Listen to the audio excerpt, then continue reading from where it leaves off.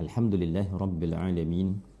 Wassalatu wassalamu ala Rasulillahil Karim, Nabiyyina wa Sayyidina Muhammadin wa ala alihi wa sahbihi wa dhurriyyatihi wa ummatihi ila yaumiddin.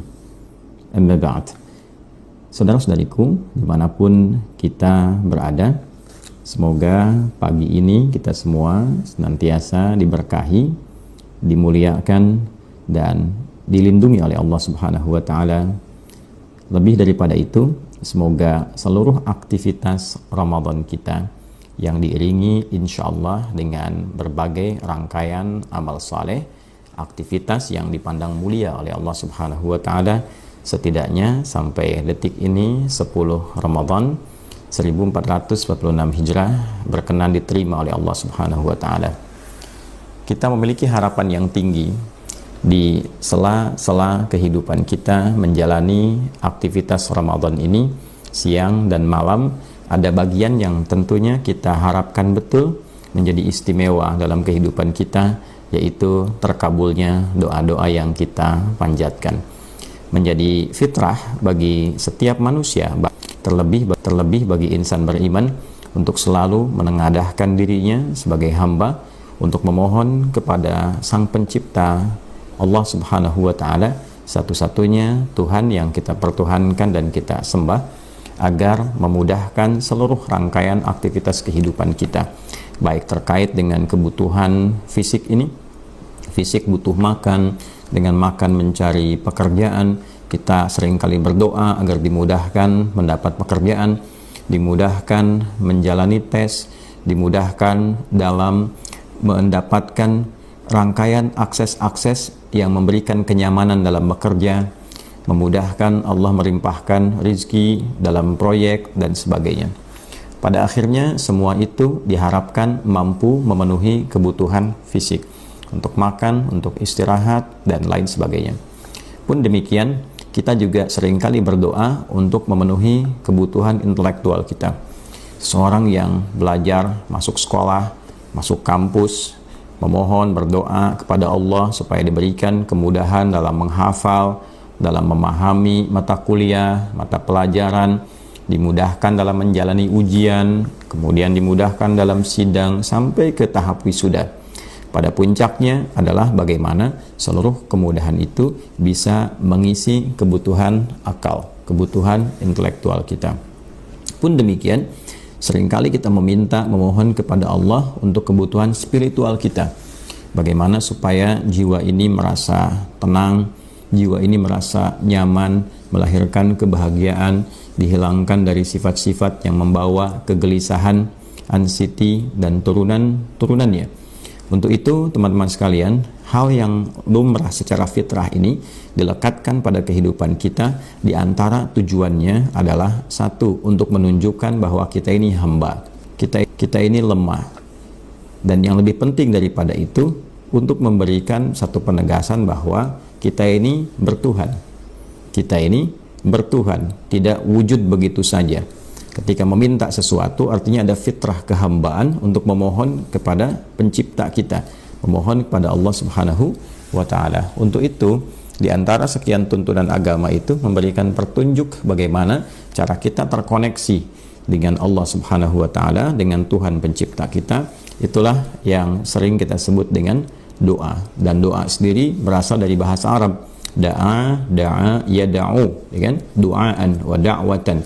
Jadi memohon, menyeru, pada puncaknya mengoneksikan kehambaan kita dengan Sang Pencipta, Khalik Allah Subhanahu wa Ta'ala, untuk menunjukkan kita ini bertuhan, kita ini lemah, kita ini butuh, dan kita akan kembali kepada yang menciptakan kita. Nah, dalam hal ini Ramadan menjadi istimewa bagi kita semua untuk menemukan rangkaian petunjuk-petunjuk doa. Dan berbahagia kita sebagai muslim, di Islam itu tuntunannya lengkap sekali dalam bab doa. Bahkan kalau kita mau jeli melihat, seluruh rangkaian aktivitas kita itu diiringi dengan doa. Baik itu kita melihat sebelum dilakukan dan setelah itu tuntas dikerjakan. Coba teman-teman kita dalami kembali. Bangun tidur sudah berdoa kan? Mau tidur juga berdoa. Kemudian mau makan tadi saat sahur ada doanya. selesai pun ada doanya.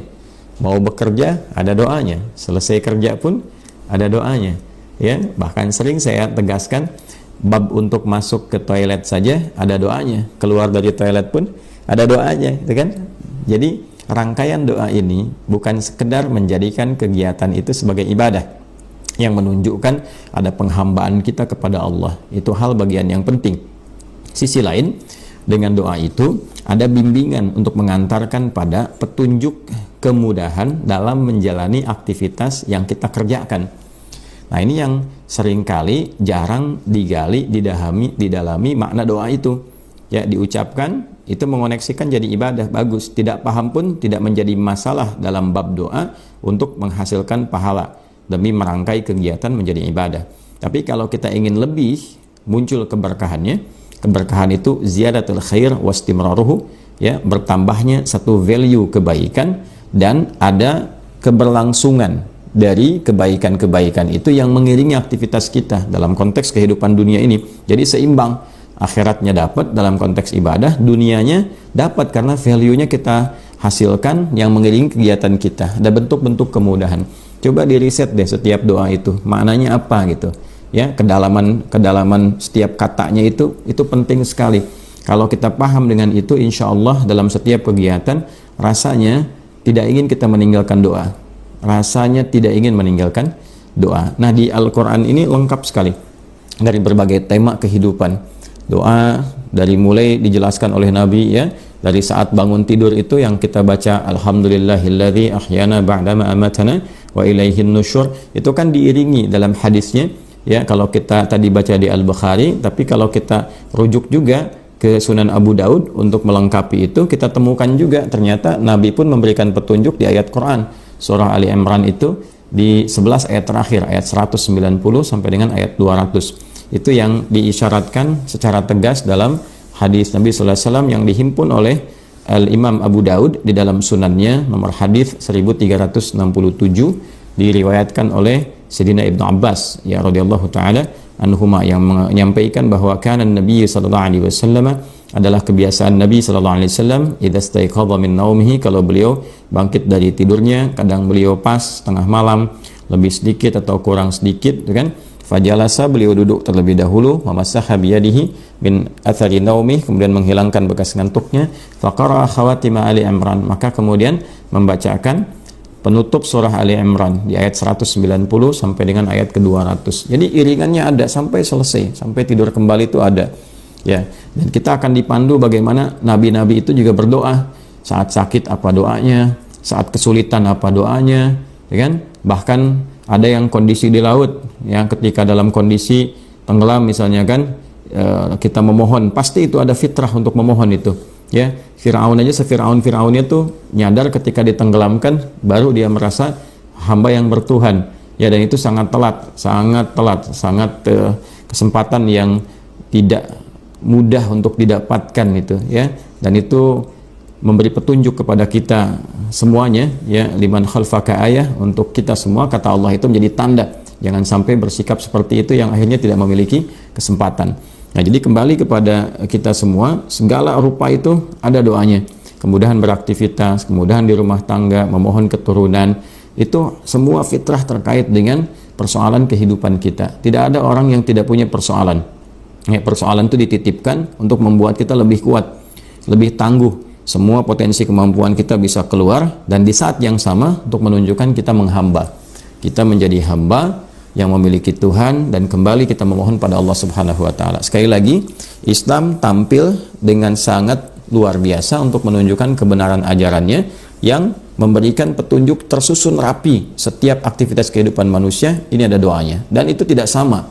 Awal dengan akhir itu berbeda. Nah, ini menunjukkan bahwa agama ini benar adanya petunjuk Allah, Tuhan yang hak. Tidak mungkin ada manusia bisa mengarang, ya, doa-doa dengan sangat presisi sesuai aktivitas, beda setiap awal aktivitas sampai akhirnya, dan maknanya pun sangat dalam. Itu mustahil ada manusia bisa membuat seperti itu.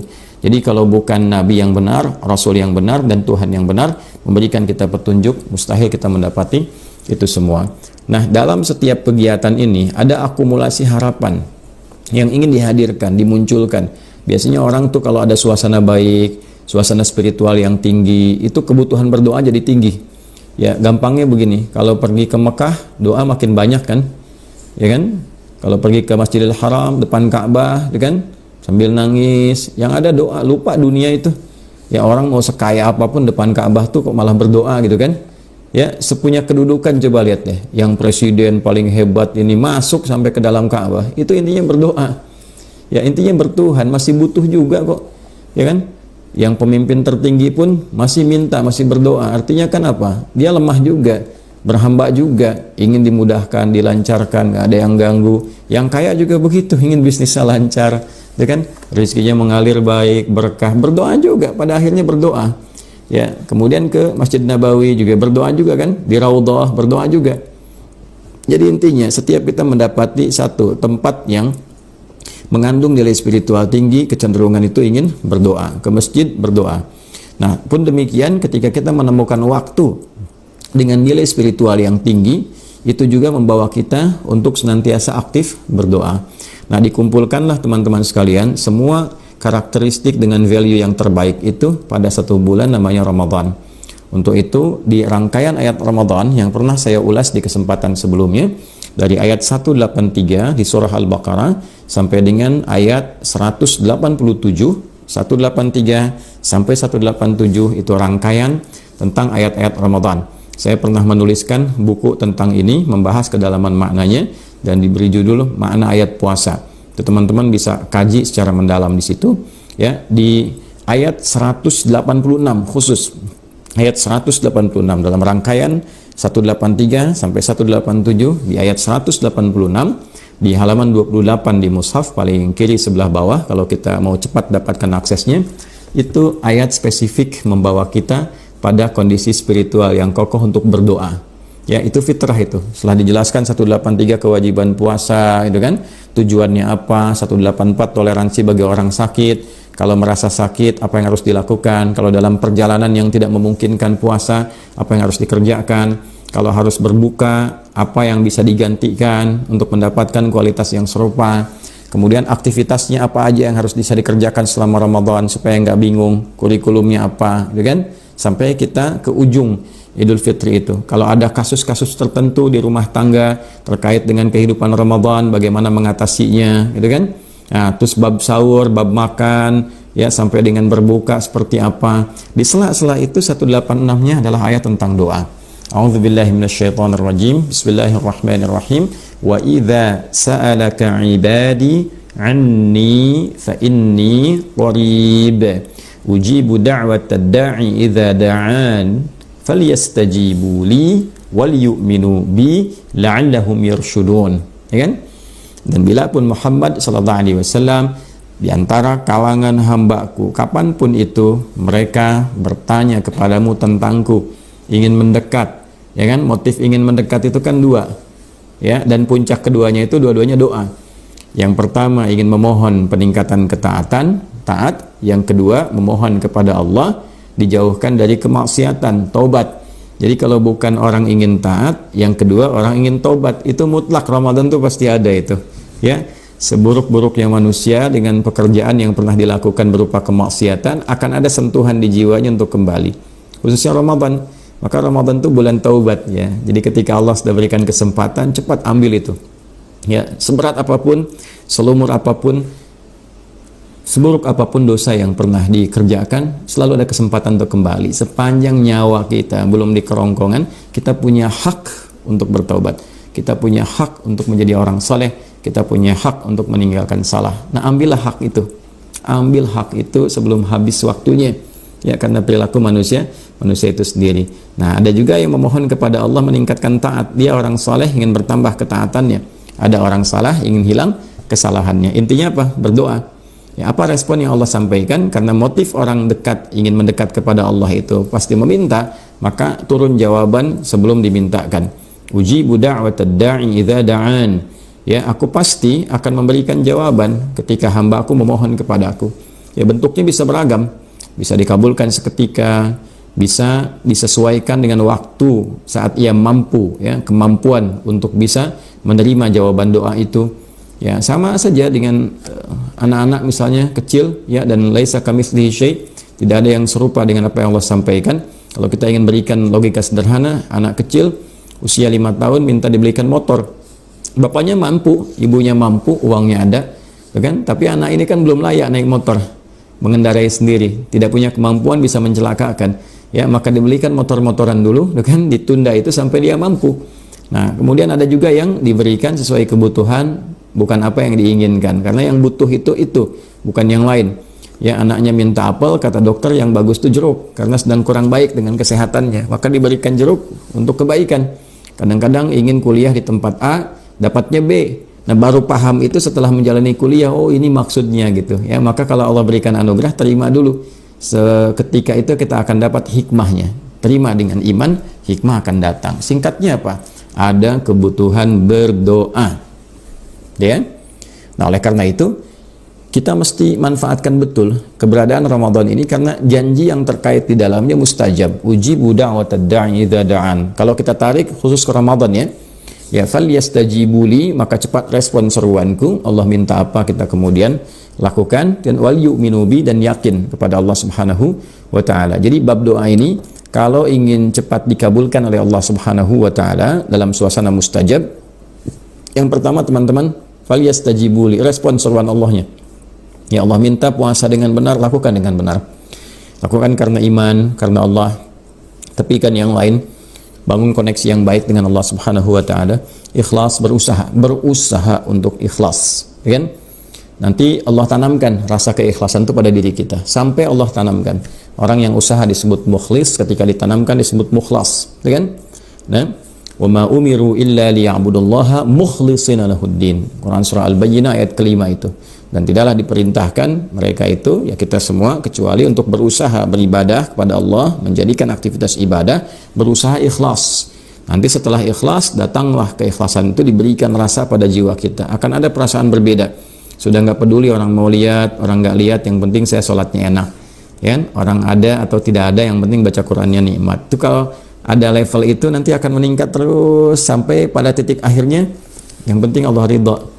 Ya kan? Yang penting Allah ridha. Nah, itulah mukhlas. Ya illa ibadaka minhumul mukhlasin. Quran surah 15 ayat 40 contohnya. Jadi ada keikhlasan yang ditanamkan pada jiwa. Nah, kalau sudah kita biasa merespon itu, ya Allah panggil kita datang. Nah, maka saat kita memanggil pun, memohon pun kepada Allah, itu pengabulannya akan cepat. Ya, yang kedua mesti yakin, jangan ragu-ragu. Berdoa tuh nggak boleh ragu, yakin dengan kekuasaan Allah. Ya, jangan menyoal, karena ketika Allah berikan itu tadi sifatnya kan 3, bisa langsung dikabulkan ketika kita punya kemampuan yang baik, ya, maslahatnya langsung dengan kita, langsung diberikan. Minta A langsung terkabul, minta kuliah di kampus A langsung lulus gitu kan. Kadang-kadang malah nggak ikut ujian. Dulu ada PMDK gitu kan, belum ikut ujian namanya udah terpanggil. Ya, belum kita mendaftar untuk cari kerja, namanya di beberapa tempat pekerjaan, beberapa perusahaan, ya malah kemudian mengajukan kepada kita agar mau bergabung dan sebagainya, bisa terjadi gitu ya. Nah, kemudian yang kedua itu yang tadi saya sampaikan, bisa kita diberikan oleh Allah waktu untuk memiliki kecakapan dan kecukupan dalam menjalankan apa yang kita minta itu, supaya nggak jadi beban. La yukallifullahu nafsan illa wus'aha. Nggak mungkin Allah kasih kita itu sesuatu yang kita nggak mampu, menyulitkan kita sendiri. Ya, dalam semua bab, dalam rumah tangga, berbagai hal, itu mesti dipahami dengan baik. Ya, kalau enggak nanti kecewanya banyak dan salah persepsinya. Kenapa ya aku sudah sholat nggak dikabulkan juga? Bukan nggak dikabulkan. Ya, dan dalam pengabulan itu dikuatkan dulu kita semua dalam berbagai aspek. Aspeknya luas sekali ya, bisa di rumah tangga, ya, tentang keturunan, tentang harapan ingin menikah, ya, tentang membangun silaturahim, bisa dalam bab pekerjaan, bisa dalam bab pelajaran, semua hal. Dan yang terakhir, kadang kita minta kan Allah dengan segala kebijakan, keindahan, kasih sayangnya, rahman rahimnya, melihat bahwa oh ini nggak pas, nggak cocok. Allah maha tahu sebelum kita minta, saat minta, setelah kita minta, dikasih yang terbaik untuk kita. Dan disitulah kita belajar fikihnya, itu yang penting. Kalau sedang menerima A, petunjuknya apa? Nah, ini yang jarang dikaji. Ini seringkali nggak siap, ya kan? Nah, kalau kita minta sesuatu A misalnya kan, belum dapat nih fikihnya apa yang mengiringi itu, apa yang mesti dikerjakan. Itu babnya rinci sekali di Quran, rinci sekali, ya. dalam berbagai hal, aspek-aspek di sini. Bahkan beberapa ulama sampai ada yang bikin topik-topik ya, kayak ahli hadis tuh bikin sekian topik, ayatnya, hadisnya, petunjuknya, ya itu lengkap. Hanya memang yang agak jarang sekarang itu secara tematik dan tersusun kurikulumnya secara rapi, jarang ditampilkan. Kalau saya berharap sih ada kampus-kampus Islam yang menyusun fakultasnya itu berdasarkan kurikulum petunjuk kehidupan yang disampaikan dalam Al-Quran dan hadis. Itu belum ada kampus begitu. Ya, kalau bisa disusun bagus sekali. Kami membuat dari sekolah tuh, dari PAUD sampai ke tingkat aliyah lah kalau di SMA itu ya. Itu kita susun sesuai dengan usianya, kebutuhannya apa sampai ke atas gitu. Ya, nah ini kalau ada kampus demikian tuh luar biasa. Kan kampus Islam kan, Universitas Islam A, Universitas Islam B. Nah, yang Islam di dalam kampus itu yang diajarkan yang bagaimana kurikulumnya. Nah, ini menarik juga nih kalau bisa diturunkan, ya. Fakultas Agama Islam, FAI. Nah, menurunkan nilai agama Islam itu, petunjuk agama Islam di dalam fakultas itu seperti apa? Ya, Fakultas Syariah. Nah, syariah apa saja yang diturunkan dalam Islam yang memandu kehidupan itu? Diajarkan nggak bab sholat di dalamnya? Sholat dari awal sampai akhir dengan dalil-dalilnya, dengan maknanya semua. Sehingga ketika lulus dari situ, sholatnya bagus betulan, bisa menerangkan tentang sholat, tahu dalil sholat, tahu makna sholat, dan tahu implementasi sholat dalam kehidupan. Ya, kenapa ada orang sholat setelah itu dia jadi baik, tercegah dari perbuatan keji dan mungkar. Kan memberi solusi. Sekarang misalnya terlihat orang sholat tapi masih berkelahi, orang sholat berselisih, orang sholat bikin hoax gitu kan. Nah, berarti kan ada yang tidak benar dalam sholatnya. Nah, fakultas syariah ini bisa nggak melahirkan siswa-siswa yang lulus untuk mengajar cara sholat yang benar. Dan itu dievaluasi. Jadi ketika ujian bukan cuma lulus ujian soal, ya ini dalilnya apa, kalau ruku bacanya apa, bukan hanya itu, dites sholatnya benar nggak. Selama 4 tahun kuliah dites, berbuat fahsya nggak, berbuat mungkar nggak. Kalaupun nilai ujiannya 100, tapi masih ada fahsyanya, ada mungkarnya, ada bolosnya, ada nyonteknya, belum lulus dia. Nah, ini yang seperti ini belum ada, teman-teman sekalian. Dulu fakultas yang disusun dalam petunjuk kehidupan Nabi jadi madrasah. Kan ada madrasah-madrasah. Madrasah Mekah, Darul Arqam, gitu kan? Madrasah Madinah di Sufah, gitu kan? Itu ada semua dan semuanya lulus dengan excellent semua. Ilmu dan amal, ilmu amal sekaligus. Makanya komen para sahabat ketika mereka menyampaikan riwayat itu seringkali mengatakan kami itu belajar ilmu dan amal sekaligus. Ya, kalau kita lihat beberapa hadis-hadis tentang Al-Quran saja, itu komentarnya jelas sekali. Akhadtul Qur'ana an aqwamin, akhadnal Qur'ana an aqwamin. Aku ngambil Al-Quran itu dari sekelompok sahabat.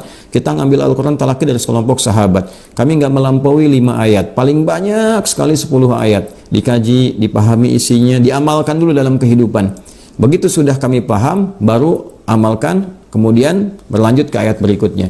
Maka komen mereka, kami belajar ilmu dan amal sekaligus. Itu dulu seperti itu fakultas Islam yang hadir itu. Nah, ini menarik nih, bisa diadakan studi-studi lah, kajian-kajian di kampus-kampus, ya, daripada bahas yang nggak penting loh. Ya, bahas yang nggak penting, yang nggak ada korelasinya dengan kegiatan, dengan mutu kuliah, mutu mata pelajaran gitu ya. Kenapa kita nggak coba susun lagi ya dengan sesuatu yang lebih presisi? Nah, hasilnya pun luar biasa. Sampai ke era modern begitu. Dulu kayak Haji Ahmad Dahlan misalnya, pendiri Persyarikatan Muhammadiyah, 18 November 1912, ya kan, termasuk yang awal-awal didirikan Persyarikatan Muhammadiyah. Dulu beliau itu ngajar surat Al-Ma'un itu bisa 4 bulan. Anda bayangkan 4 bulan Al-Ma'un. Ya ara'aita alladhi yukadzibu bid-din fadzalika alladhi yad'u al-yatim wa la yahdhu 'ala ta'amil miskin fawailul lil musallin. Ya, alladzina hum an salatihim sahun alladzina hum yura'un wa yamna'un al-ma'un. Itu 4 bulan, teman-teman sekalian. Tapi yang paling menarik apa? Ketika itu diajarkan sambil dipraktekkan. Ya, beliau membawa satu hal dalam pakaiannya, kemudian langsung dipraktekkan sedekah, cari anak yatim. Dari 4 bulan itu tiba-tiba yang lahir apa? Panti yatim, kan? Setelah itu apa lagi? Ada rumah sakit.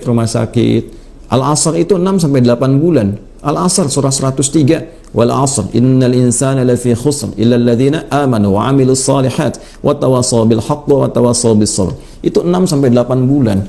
Ayatnya pendek ya, ayat-ayatnya, suratnya juga ringkas, tapi hasilnya jadi apa ya? Ya, jadi pusat-pusat pendidikan. Ya, dari TK sampai SD, pesantren, kampus, ya, rumah sakit aja sekarang ada 127. Ya kan? Kemudian kampusnya ada berapa? Kurang lebih 168. Gitu. Belum itu sekolahnya, ribuan dari TK, SD, itu dari satu spirit surat. Anda bayangkan. Nah, kita butuh yang begitu lagi sekarang ini. Gimana ketika seseorang belajar ini, implementasinya dalam nilai keislaman diterjemahkan dalam bentuk kemajuan-kemajuan yang mencerahkan. Nah, itulah berkemajuan. Nah, jadi kalau sudah dapat seperti itu, negara akan terbantu. Berapa banyak orang bisa sekolah di sekolah-sekolah yang seperti itu, gitu kan?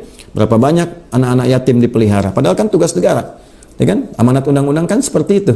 Ya, anak yatim dan orang-orang terlantar itu kan dipelihara oleh negara, dirawat oleh negara, diberikan perhatian oleh negara. Negara hadir membersamai. Nah, ini masyarakatnya aktif. Kalau sudah aktif masyarakatnya, rakyatnya juga baik, negaranya terbantu. Sama dengan pendidikan. Kan pendidikan juga bagian dari kewajiban negara untuk rakyatnya. Tapi ketika itu bisa diwujudkan, nilai keislaman itu diimplementasikan dengan baik, negara setidaknya pasti akan merasakan manfaatnya, terbantu. Karena itu nggak mungkin ajaran Islam bertentangan dengan ajaran-ajaran yang ada dalam kehidupan kita dalam konteks kenegaraan. Jadi nggak mungkin ada undang-undang di negara ini, aturan yang bertentangan dengan agama itu nggak mungkin, terutama Islam. Ya, yang ada itu kalau dibentur-benturkan aja, orang iseng-iseng pengen ngebenturkan, gitu kan? Ya, bikin konten macam-macam dan sebagainya. Tapi pada hakikatnya nggak ada. Yang merumuskan Pancasila aja kan banyak kalangan ulama di situ. Ya, dan banyak juga tokoh-tokoh yang kemudian kakek buyutnya mendirikan persyarikatan. Ya, di sana ada Kiai Haji Agus Salim, Ki Bagus Hadikusumo, kemudian ada Kiai Haji Wahid Hashim, yang ke atasnya mereka, ya semuanya keturunan ke atasnya itu adalah rata-rata pendiri di ormas kita. Jadi saya kalau mau balik ke sini teman-teman sekalian, aktivitas kita hendaknya dalam Ramadan ini bisa dioptimalkan juga dengan doa, dengan pendekatan yang tadi kita harus sampaikan. Harus ada keyakinan, harus ada optimisme dalam berdoa itu. Nah, kemudian yang terakhir babnya susun yang rapi, ya supaya nggak bingung kalau mau minta apa. Ya, keinginan kita tuh apa gitu. Kan Ramadan ini terbentang selama sebulan. Ini sudah hari ke-10. Ya, sudah berapa permintaan nih kita uraikan. Ya, tidak menjadi aib kok kalau dicatat 1, 2, 3, 4. Aspek dunia sampai akhirat. Terjemahkan Rabbana atina fid dunya hasanahnya dalam kehidupan kita itu hariannya ngerjakan apa. Misal, di rumah tangga nih apa babnya yang sering berdoa. Hadirkan sampai khusyuk betul. Siang malam minta. Sehari itu aja mintanya.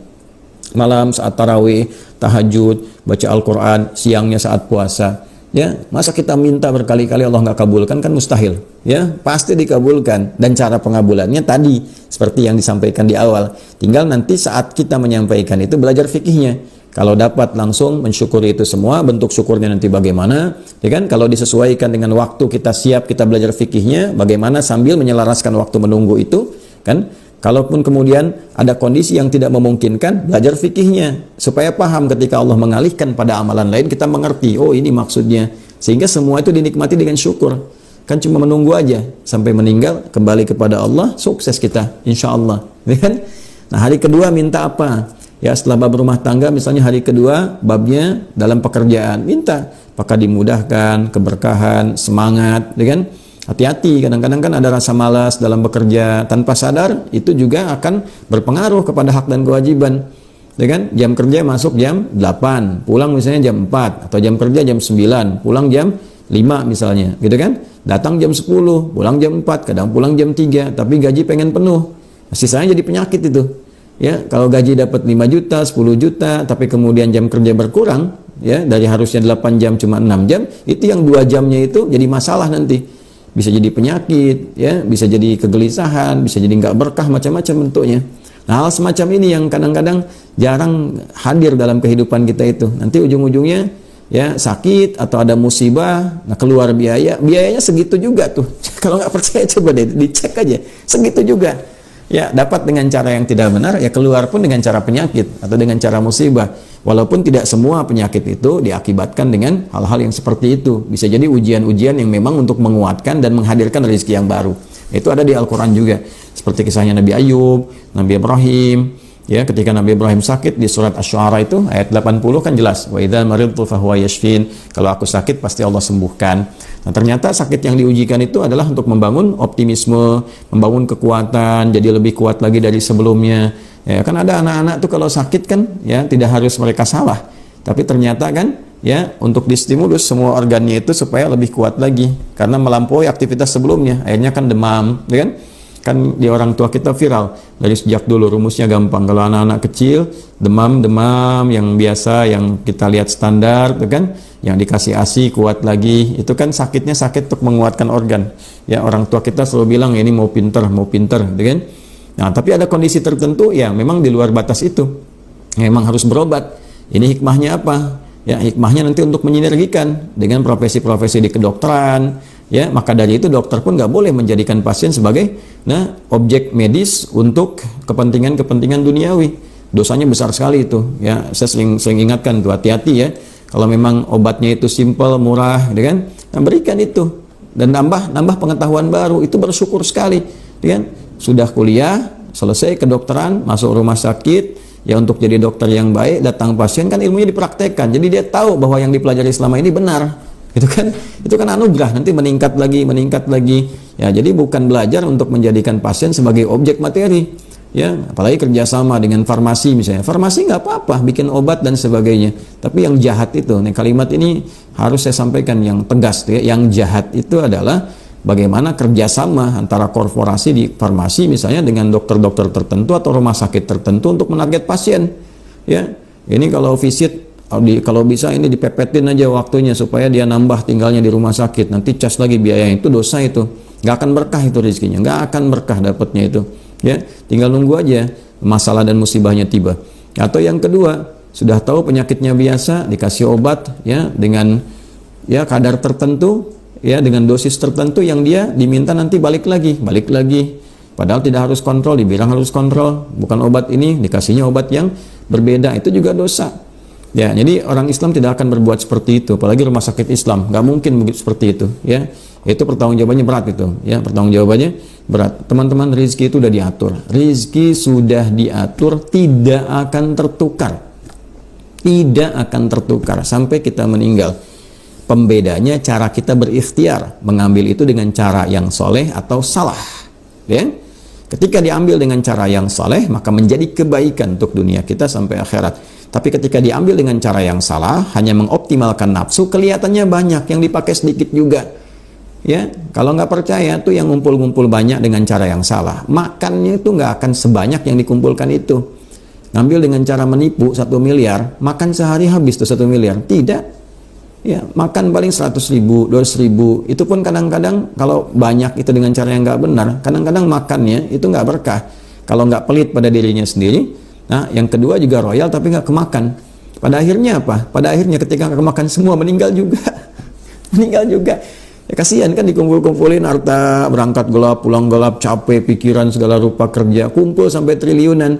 Ya, dipakainya apa? Sesuai kadar hidupnya aja. Ternyata kepakai cuma 1 miliar, habis itu meninggal. Ya, terus value-nya mana? Value kehidupannya. Dinikmatin enggak? Ke keluarga nggak ada waktu. Di masyarakat juga demikian adanya gitu kan. Terus pulang kepada Allah pengen dapat surga. Jadi kan jadi menarik gitu babnya. Nah, hal semacam ini sama juga dengan pejabat. Hati-hati itu jabatan kan disumpahnya pakai Al-Qur'an tuh yang Islam. Awas lo, hati-hati dengan nama Allah ya, demi Allah. Nah, diletakkan di atas kepalanya itu. Itu berat hisabnya di hari kiamat. Ya kan? Hati-hati itu, hati-hati. Hati-hati, orang yang nggak bertuhan aja dia masih takut dengan moralnya. Nah, ini Tuhannya aja diingkari gitu kan. Nah, bagaimana ketika pulang? Jadi nggak mungkin ada pejabat muslim disumpah pakai Quran itu korupsi, itu nggak mungkin. Karena Quran diletakkan di atas kepalanya, janjinya itu langsung hubungannya dengan Allah itu. Ya, sama ulama juga begitu, apalagi ulama bahwa nilai keulamaan, nilai keislaman. Ya, begitu bermasalah gelar apapun, mau ustadz, mau kiai, mau habib, mau macam-macam, semuanya bertanggung jawabannya berat sekali itu. Ya, karena ketika orang kemudian melihatnya keliru, yang jelek nanti agamanya. Ya, fitnahnya tinggi sekali. Maka dari itu penting ada keseimbangan untuk menjaga. Ya, cukuplah jadi orang baik apa adanya dikerjakan. Kalau mau kerja sampai sukses, jadi pebisnis yang kaya sekali bagus, tapi ikuti aturan, gitu kan? Kalau mau kuliah bagus, ayo yang tinggi prestasi sampai IPK 4, kalau perlu di atas 4 kalau masih ada, gitu kan? Ya, kalau di atas summa cum laude masih ada, terus sampai atas lagi, sampai sukses, tapi ikuti aturan. Jangan curang, jangan nyontek, jangan plagiat, jangan macam-macam. Ikuti yang betul supaya ilmunya berkah. Setelah itu amalkan. Ya, demikian seterusnya. Hidup itu simpel. Ya, yang bikin ribet, itu kondisi nafsu sendiri. Ya, karena setan juga dia mengklaim pada akhirnya, aku kan nggak maksa katanya. Ya, aku cuma goda. Mau jawab apa tuh? Ya, di hari kiamat kan kayak udah hatam belum ngaji Qur'annya ya. Kita coba berusaha sampai kita sama-sama hatam gitu. Nanti kita akan temukan keterangan-keterangan itu ketika pulang. Ya, ittabaru alladziina tubi'u minal ladziina ittaba'u wa ra'awul 'adzaba wa taqatta'at bihimul arham. Ya, ketika setan yang saat menggoda di kehidupan dunia itu tiba-tiba berlepas diri, ya, kemudian melihat azab, putus hubungan ya aku nggak ada hubungan lagi, ya, itu klaimnya itu. Nanti dituntut tuh gara-gara kamu, aku kemudian terancam dengan azab, terancam dengan neraka. Setannya enteng sekali bilangnya tuh, siapa yang suruh ikut saya? Saya kan nggak maksa, saya cuma goda.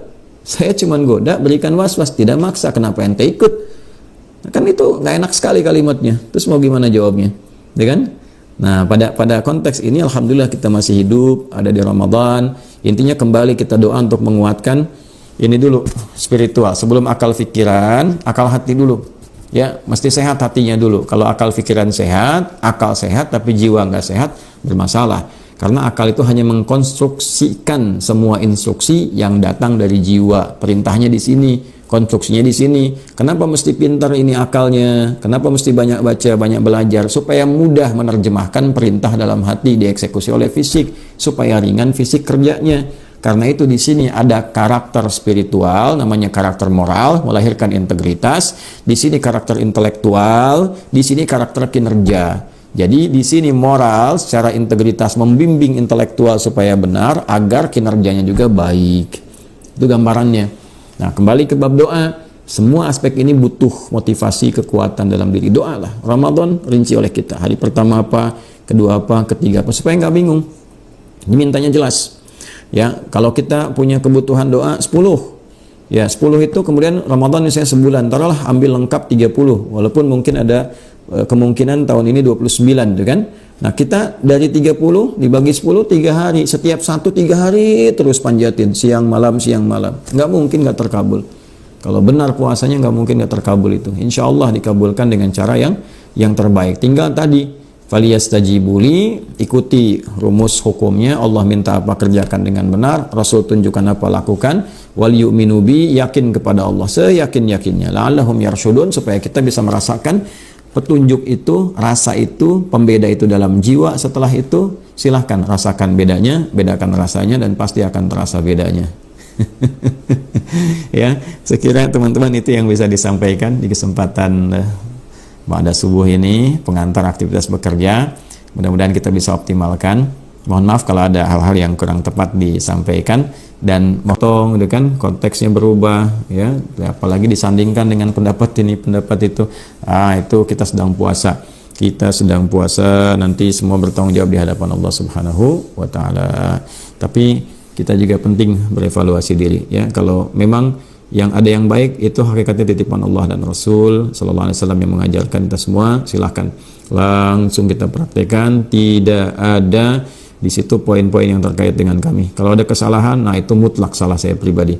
Ya, mutlak salah saya pribadi. Mudah-mudahan berkenan dimaafkan. Semoga Allah mengampuni, dan semoga kita dimasukkan dalam golongan hamba yang mendapatkan rahmat Allah Subhanahu wa taala. Subhanakallahumma rabbana wa bihamdika asyhadu an la ilaha illa anta nastaghfiruka wa natubu ilaik. Wa akhiru da'wana alhamdulillahi rabbil alamin. Assalamualaikum warahmatullahi wabarakatuh.